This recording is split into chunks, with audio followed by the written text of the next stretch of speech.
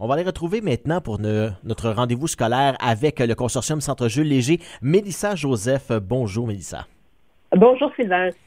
Et aujourd'hui, on va parler d'un sujet quand même très intéressant et quand on Mhm, pense à ce que les jeunes arrivent avec, bon, certaines limitations et compagnie, au mhm. consortium, vous en accueillez de toutes les sortes finalement. Il y a des gens qui ont une particularité et d'autres non. Et comment on fait justement pour amalgamer tout ça et d'offrir un service qui soit Mhm. universel pour tout le monde? Oui, donc la cohabitation CCGL, c'est une priorité, évidemment, parce qu'on a des élèves avec différents besoins. On a aussi des membres du personnel avec différents besoins. Et donc, c'est l'accessibilité qui va englober tout ça et qui va nous permettre de pouvoir répondre aux besoins de tous et chacun. Et l'accessibilité, c'est une partie intégrante de la mission et de la vision du CCJL.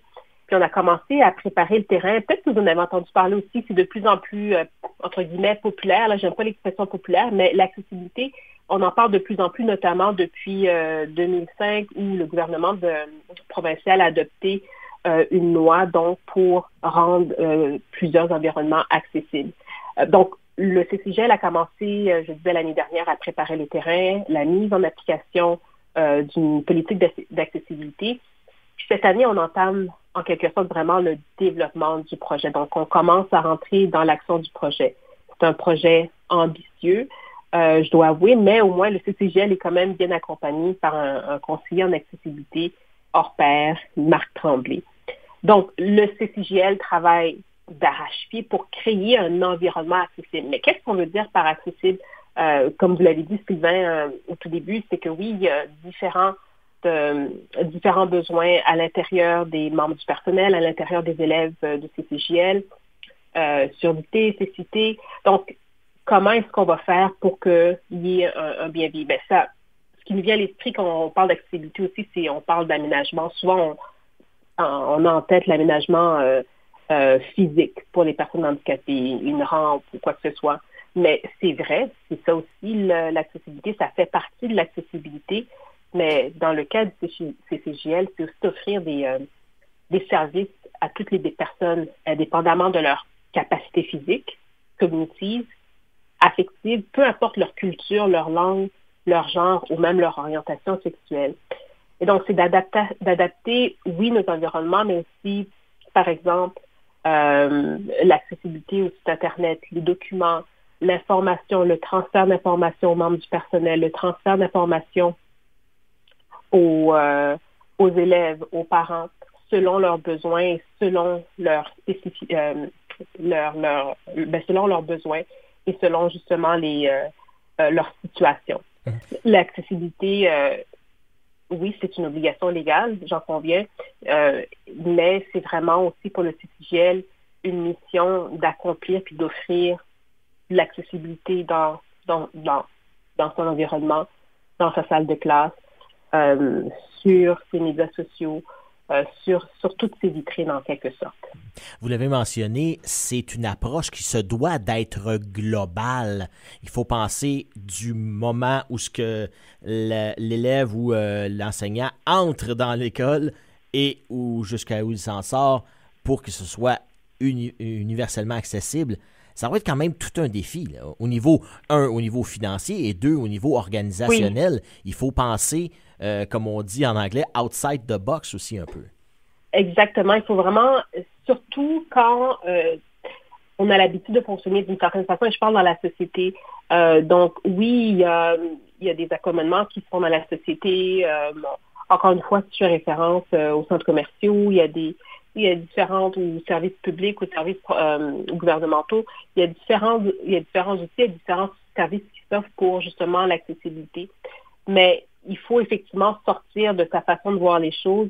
Et c'est pour ça d'ailleurs qu'on a été voir un conseiller, un consultant, parce que oui, c'est, c'est une mission de rendre le CCJL accessible, mais il faut bien comprendre comment on va s'y prendre, de quelle façon qu'on va s'y prendre pour réussir cette mission-là également. Et c'est pour ça que ça fait plusieurs mois, presque un an, qu'on prépare le terrain, puis on n'a pas tout à fait fini non plus. Juste que ça se concrétise avec différentes actions. Donc, c'est la révision, par exemple, de politique. c'est comment est-ce qu'on communique aux membres du personnel, comment est-ce qu'on va communiquer aux parents maintenant, comment est-ce qu'on va faire passer un message. Je prends même par exemple les entrevues que le CCJL fait sur Unique FM, Sylvain, ces entrevues-là sont interprétées pour les membres du personnel, pour certains membres, pour notre communauté scolaire. Ça veut dire quoi? Ça veut dire que pour que l'entrevue ou le message qui est passé ou la conversation qu'on a soit accessible pour tout le monde, peu importe son handicap ou ses besoins, on sait qu'on va pouvoir l'offrir. Donc, c'est pas tout à fait, c'est pas toujours évident. C'est pour ça qu'il faut être accompagné, puis heureusement, on l'est bien accompagné. Mais c'est une mission, encore une fois, d'envergure, mais en prenant le temps de le développer puis de mettre vraiment une stratégie derrière tout ça, moi, il n'y a aucun doute que le CCJL va arriver à offrir à l'ensemble de sa communauté scolaire et communautaire l'accessibilité.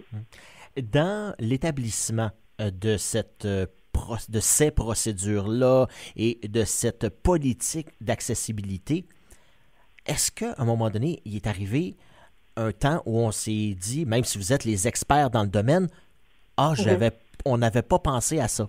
On n'avait pas vu ça de telle façon, justement avec le consultant. Est-ce qu'il y a eu d'autres prises de conscience ou est-ce que justement ce consultant-là vous a apporté une autre vision de la chose?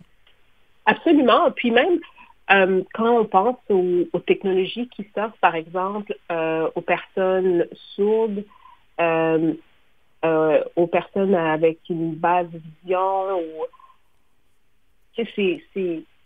on est à l'affût des technologies, des moyens, des outils disponibles pour, encore une fois, permettre à nos élèves d'avoir l'éducation dont ils ont besoin pour s'épanouir et de créer un environnement dans lequel ils peuvent s'épanouir à travers la communication pour socialiser également. C'est sûr, mais il n'y a rien comme un consultant pour vous dire, par exemple, cette approche-là est bonne, mais peut-être en essayant celle-ci, vous serez un peu plus accessible. Puis être accessible à 100%, je ne sais pas à quel point c'est réaliste, mais l'objectif en ce moment, c'est qu'on sait qu'on a des lacunes pour certaines choses, mais on sait aussi qu'on veut atteindre donc le maximum de ce qu'on peut de l'accessibilité selon nos moyens et selon nos ressources actuelles. Ça augure bien, mais effectivement, chaque rencontre avec le consultant, avec Marc Tremblay, nous ouvre les yeux puis sur des actions qui sont à poser qu'on n'aurait pas envisagées. Et ça revient encore à être ouvert d'esprit et être capable de penser à l'extérieur de la conception, des conceptions qu'on a de l'accessibilité, des ressources. Oui, il faut absolument un regard extérieur avec une personne qui a de l'expérience, qui est un expert là-dedans, pour faire un peu l'éclaireur dans ce projet-là et puis nous guider dans la direction. C'est vraiment ça, c'est l'éclaireur, parce que, on a tous notre façon de voir les choses et l'être humain est une personne d'habitude aussi, donc c'est nécessaire d'avoir quelqu'un qui va dire « cette façon-là, c'est une approche ou c'est une action, c'est ajouter ceci dans vos communications ou il faudrait mettre ça dans les corridors, c'est quelqu'un qui nous pointe vers la bonne direction. Puis on le suit avec toute confiance aussi. Merci beaucoup. On parle d'amélioration. C'est de l'amélioration continue. Les technologies évoluent et compagnie. Et on vous souhaite justement de créer, et vous avez déjà créé, un environnement éducatif qui est on ne peut plus acceptable pour les élèves avec des besoins particuliers. Continuez le bon travail. Mélissa Joseph, gestionnaire des communications au Consortium Centre Jules Léger. Merci d'avoir été avec nous. Et puis, on reparle justement à quelqu'un d'autre, peut-être à vous, peut-être à quelqu'un d'autre la semaine prochaine pour notre autre rendez-vous scolaire avec le Consortium Centre Jules Léger. Merci. Merci, c'est un rendez-vous. Bye-bye.